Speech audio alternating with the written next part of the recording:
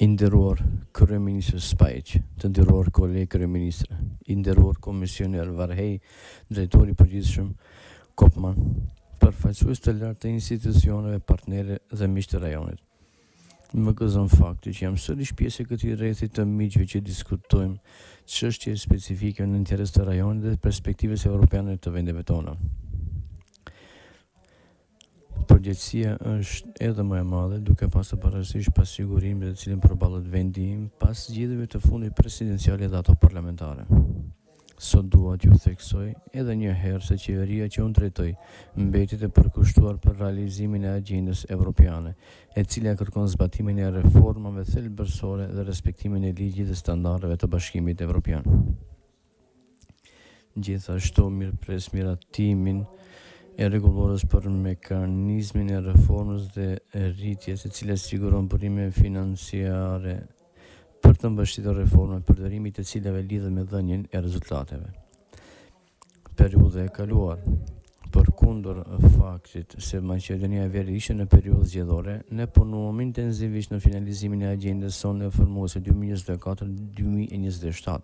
Drafti i fundit i agjendës së reformave i miratuar nga qeveria është ndarë me Komisionin Evropian në fillim të majit. Në të njëjtën kohë, duhet të theksoj edhe dy momente të rëndësishme që ndodhën pas takimit në Tiranë.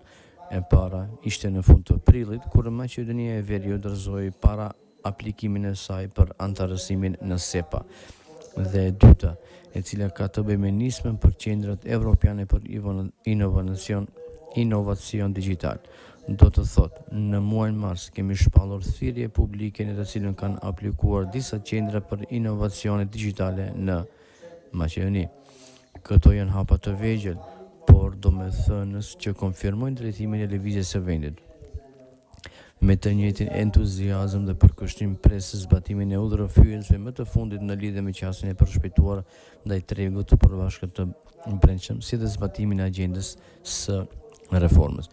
Dhe e fundit, por jo më pak e rëndësishme, për sa i përket bashkëpunimit rajonal, ne mbështesim themelit e vendosur në parim në planin e ri të veprimit për tregun e përbashkët rajonal, duke qenë se jemi në periudhën parazgjedhore së qeverisë së re.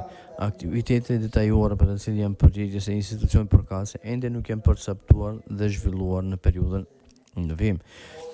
Këtu dua të theksoj edhe faktin se në mënyrë që plani i ri veprimit për tregun e përbashkët rajonal, për të cilin të gjithë po punojnë shumë, të ketë sukses, duhet të zhbllokohet funksionimi i CEFTA-s, dhe mendoj se është koha për Maqedoninë e Veriut të ketë përfaqësuesin e vet në nivelin më të lartë. Shpresoj se kjo rrugë do të vazhdojë të jetë udhërrëfyes për qeverinë e ardhshme të Republikës së Maqedonisë së Veriut.